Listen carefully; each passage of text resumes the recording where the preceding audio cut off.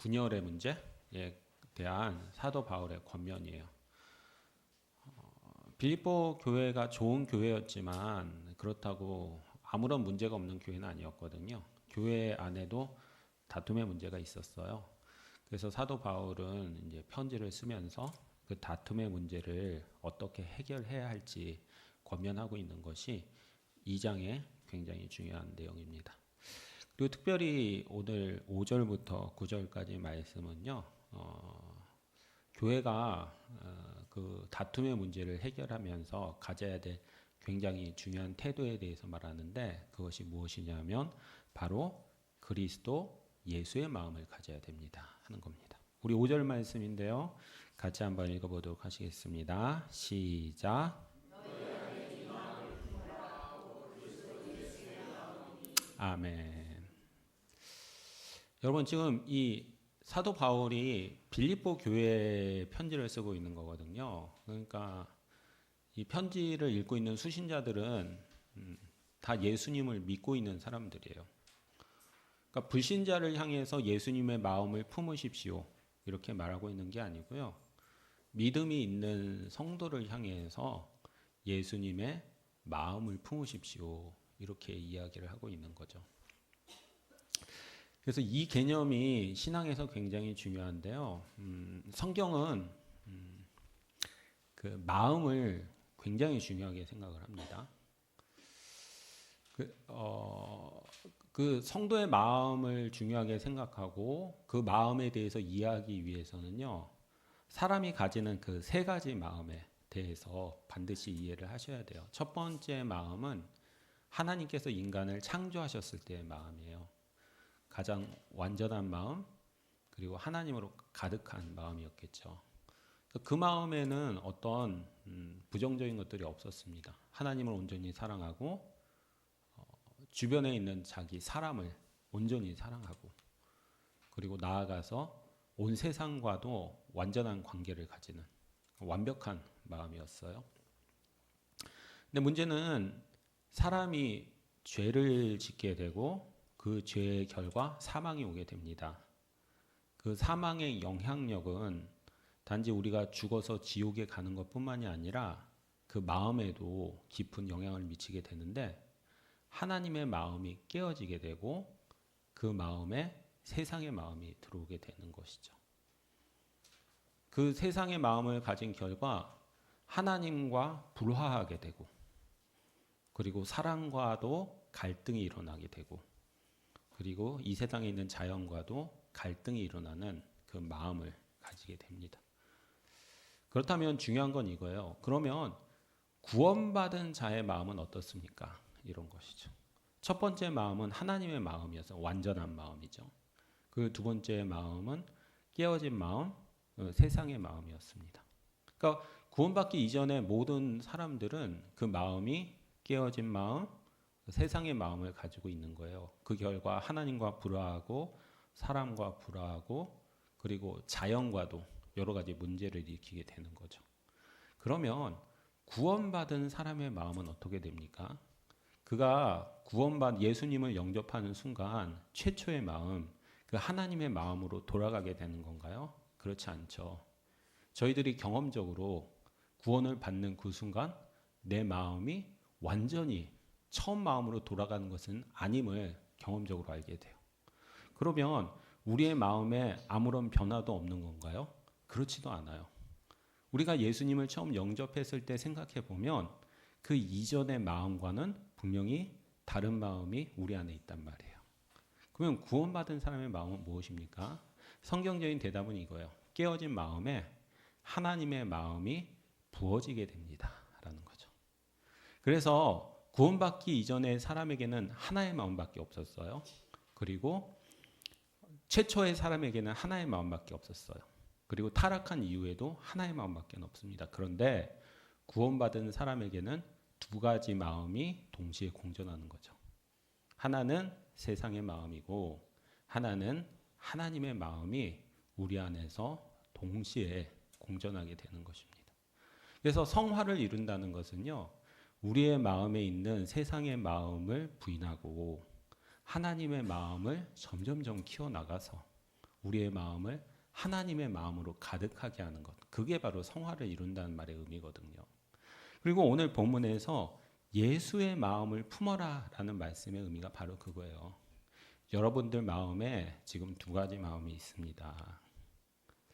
여러분들이 그 두 가지 마음에서 예수의 마음이 아니라 세상의 마음을 품는다면 결코 다툼의 문제를 해결할 수 없을 겁니다. 그리고 지금 다툼의 문제가 있다면 그것은 무엇보다도 여러분들이 그 마음에 예수의 마음이 아니라 세상의 마음을 품고 있기 때문입니다. 여러분들은 예수의 마음을 품어야 됩니다. 이렇게 교회를 향해서 권면하고 있는 것이죠. 성도 여러분 어떠십니까? 오늘 저희들의 마음을 혹시 들여다보신 적 있으세요? 저희들이 살면서 우리 자신을 보기가 참 쉽지 않은 것 같아요. 그렇죠? 내가 어떻게 행동하는지 잘 모르는 것 같아요. 더구나 내 마음이 어떤지는 더 몰라요.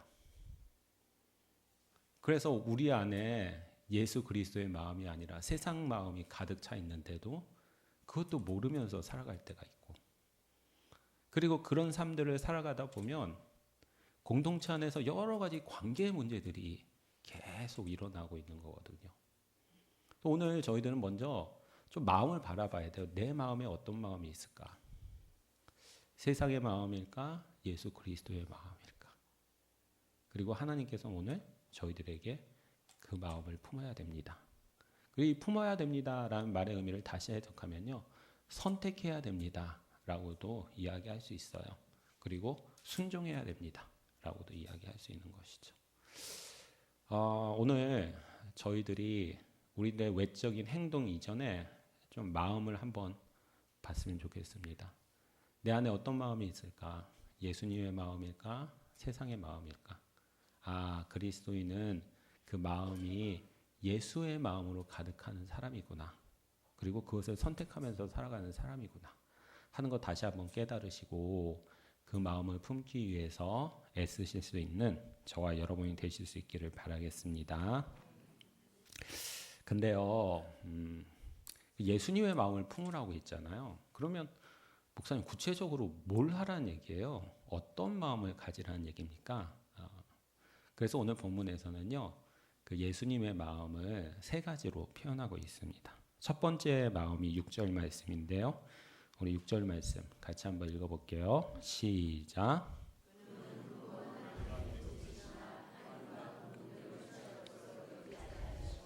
아멘. 6절에 보면 이렇게 말씀하세요. 그는 하나님의 본체시나. 그러니까 예수님은 하나님이시라는 거죠. 하나님이시란 말이에요. 그런데 어떻게 말씀하세요? 하나님과 동등됨을 취할 것으로 여기지 아니하셨대요. 예수님은 하나님이시잖아요. 그래서 하나님 자체로 인정받으시고 하나님으로 대우받으실 수 있는 분이잖아요. 그래서 하나님께 드려야 될 영광, 그리고 하나님께 드려야 될 찬송, 그리고 하나님께 드려야 될 거룩함들을 받으실 수 있는 권리가 있으신 분이에요. 그런데 예수님께서 어떻게 하셨다고요? 하나님과 동등됨을 취할 것으로 여기지 않으셨다고요. 그러니까 스스로를 하나님으로서 받아야 될 영광과 찬양을 받으실 수 있는 권리가 있지만 스스로 그것을 포기하셨습니다. 라고 얘기를 하고 있는 것이죠. 오늘 저희가 본문을 통해서 생각하고 싶은 예수님의 첫 번째 마음은 자기의 권리를 포기하는 마음입니다. 하는 거예요. 예수님은 인간의 죄를 용서하시기 위해서 사람이 되셔야만 했어요. 그러기 위해서 가장 먼저 필요했던 것이 바로 그거예요. 하나님과 동등됨을 여기지 않는 것.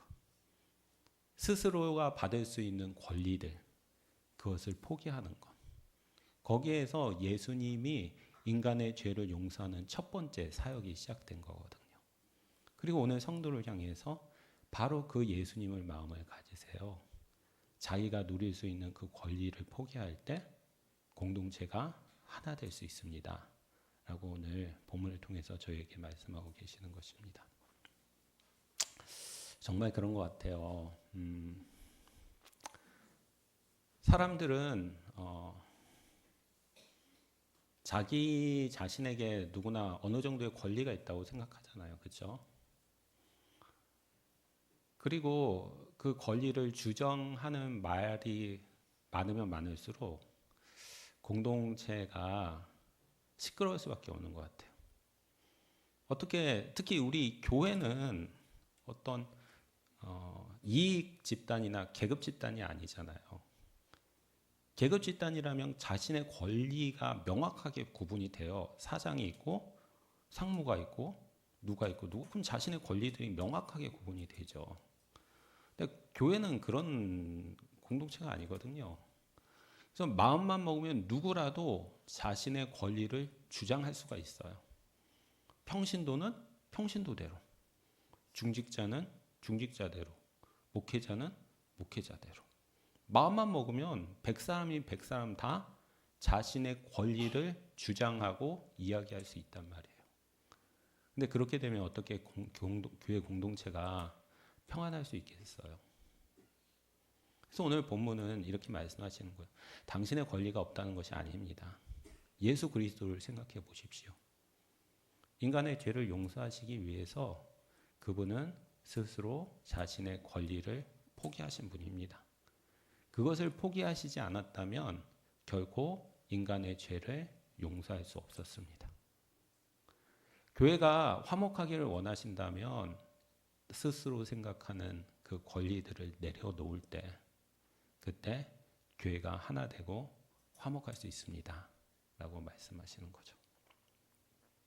제가 봄에 그 광화문에 결혼식이 있어서 갔거든요. 그런데 버스로 6정거장을 가는데 30분이 넘게 걸리는 거예요. 그러니까 거기 사람들이 와서 데모를 하는데 저 오른쪽에서는 농민들이 와서 데모하시고 왼쪽에서는 우파들이 와서 데모를 하고 또 그 좌측에서는 또 좌파들이 와서 데모를 하는 거예요. 그러니까 모든 사람들이 자신의 권리를 계속 주장하는 거죠. 계속 아무도 양보하지 않고. 결코 그런 상황들 속에서는 국가가 평화로울 수 없잖아요. 그렇죠? 교회도 마찬가지인 것 같아요. 오늘 저희들 어떠세요? 내가 교회에서 이런저런 권리가 있어 라고 혹시 생각하시고 그런 것 때문에 혹시 문제가 되지는 않으세요? 교회가 화목하기 위해서는 권리를 포기하는 마음입니다. 오늘 저희들이 그런 마음을 가질 수 있는, 그래서 교회를 화목하게 만들 수 있는 저와 여러분 되실 수 있기를 바라겠습니다. 저희가 품어야 될 두 번째 마음이 있는데요. 그건 7절 말씀입니다. 우리 7절 말씀 같이 한번 읽어볼게요. 시작.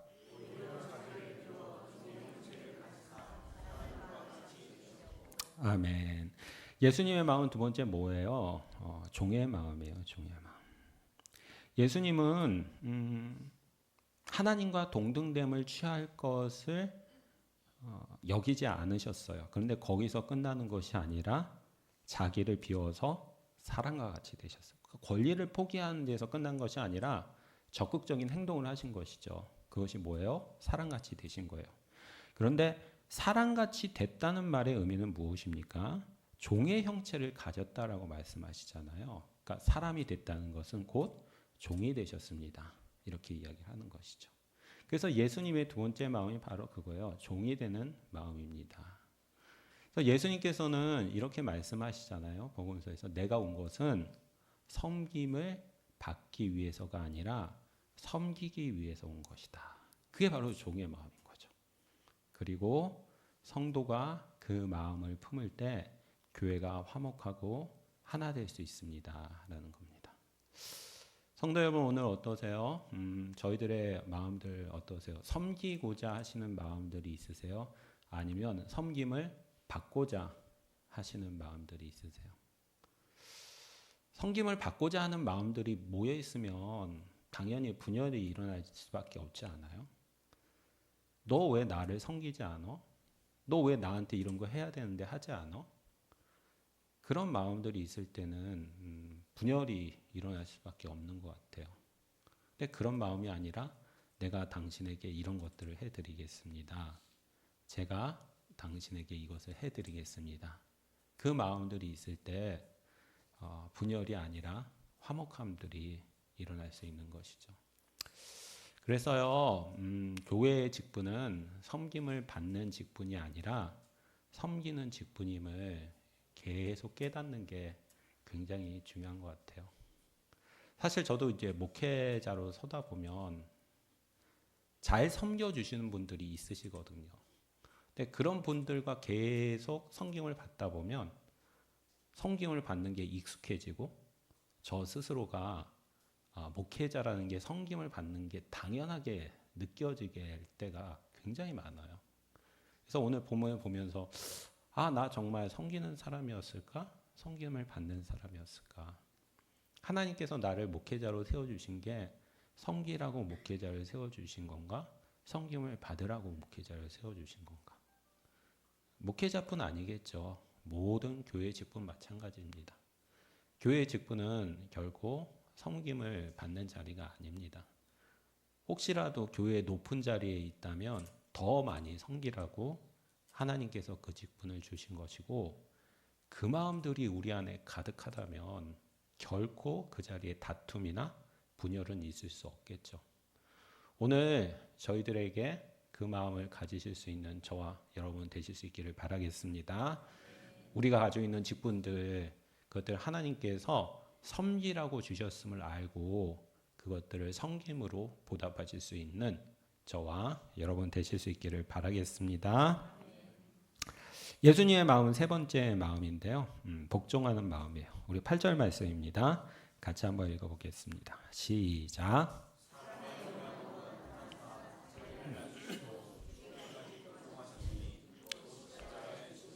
아멘. 그러니까 예수님의 지금 이 세 가지 마음을 단계적으로 얘기하시는 거예요. 첫 번째는 하나님과 동등됨을 포기하시는 마음. 그리고 두 번째는 사람이 되는 마음. 그리고 세 번째는 십자가에 죽기까지 복종하시는 마음입니다. 라는 거죠. 그러니까 성도가 품어야 될 세 번째 마음이 있다면 그것은 바로 하나님께 복종하는 마음입니다. 언제까지요? 죽기까지. 복종할 때, 하나님께 복종할 때 그 공동체가 하나 되고 화목할 수 있습니다. 라는 거죠. 사실 그렇잖아요. 공동체 안에 있는 복수의 사람들이 하나님께 불순종하는 삶을 살아간다면 어떻게 그 공동체가 하나 될 수 있겠습니까? 그것이 아니라 그 공동체 개개인들이 하나님 앞에서 복종하는 삶을 살아갈 때 그 공동체가 하나님 앞에서 하나 되는 것들을 누릴 수 있음을 오늘 저희들에게 말씀하고 계시는 것입니다.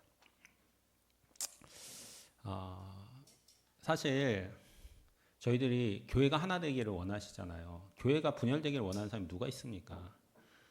일주일에 한 번 오는 교회인데 교회 와서 싫은 사람 보고 다투고 그걸 원하는 사람이 누가 있겠어요? 아무도 없죠. 모든 사람들은 교회 갔으면 좀 편했으면 좋겠다, 화목했으면 좋겠다. 그러나 실제로 그런 교회는 그렇게 많지 않더라고요. 참 모든 교회마다 그런 다툼이 있고 어려움이 있어요. 그게 쉽지 않다는 거거든요. 그렇지만 저희는 그렇게 되기를 원하잖아요. 그러면 예수님의 마음을 품어야 돼요. 누가 해주는 게 아닌 거예요. 담임 목사님이 해주셨으면 좋겠다? 아니요. 담임 목사님이 하실 수 있는 게 아니에요.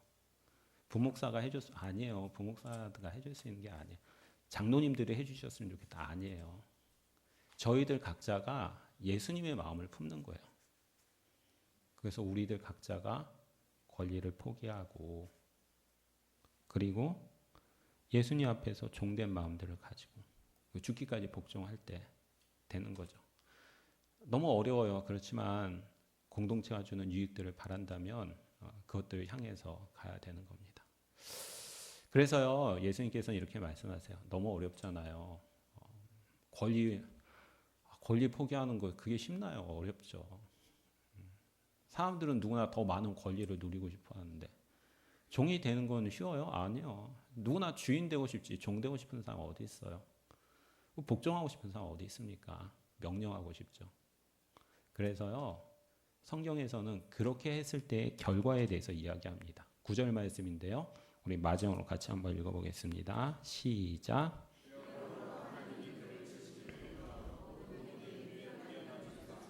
아멘. 하나님께서 어떻게 하셨다고요? 예수님을 지극히 높여주셨대요. 예수님께서 스스로의 권리를 포기하시고 스스로 종이 되시고 그리고 죽기까지 복종하시자 그냥 그대로 비참하게 끝난 게 아니에요. 하나님께서 그를 지극히 높여주셨대요. 그래서 어떻게 됐다고요? 모든 이름 위에 뛰어난 이름을 주셨대요. 모든 이름 위에 뛰어난 이름이 무슨 말이에요? 여기 모든 이름 위에 이름이라는 단어를 지위, 명예라고 생각하시면 돼요. 모든 지위보다 뛰어난 지혜를 주셨습니다. 모든 명예보다 뛰어난 지혜를 주셨습니다. 그래서 10절에 보면 하늘에 있는 것들이나 땅에 있는 것들이 모두 무릎을 예수 그리스도께 꿇습니다. 이렇게 이야기하는 것이죠. 예수 그리스도가 그런 삶들을 사셨을 때 하나님께서는 결코 그것을 그대로 내버려 두시지 않았어요. 하나님께서는 그를 축복하셨고 모든 이에 뛰어난 이름을 그분에게 주신 것이죠. 오늘 저희들에게 이 마음이 있어야 될 것 같아요. 이런 기대감, 이런 바람들이 있어야 될 것 같아요. 그렇지 않으면 공동체 하나됨을 위해서 나를 포기하고 나를 죽인다는 거 너무 힘든 것 같아요. 내가 내 권리를 포기할 때 그냥 그 권리를 포기하는 것이 손해로 끝나는 것이 아니라 예수님께서 갚아주신다는 거. 내가 종으로 살아갈 때 종으로서 끝나는 것이 아니라 예수 그리스도께서 갚아주실 것이라는 거. 그리고 죽기까지 복종할 때 나만 손해보고 끝나는 것이 아니라 예수 그리스도께서 그것을 아시고 그것을 갚아주신다는 것들을 기억할 때 우리들이 힘들지만 그런 삶을 살아갈 수 있음에 대해서 말씀하고 계시는 겁니다. 그래서 사도는 그것을 격려하고 싶어서 여러분이 예수님의 마음을 가지십시오 하고 끝난 것이 아니라 그 마음을 가지셨던 예수님이 어떤 영광을 누리셨는지까지를 오늘 저희에게 말씀하고 계십니다.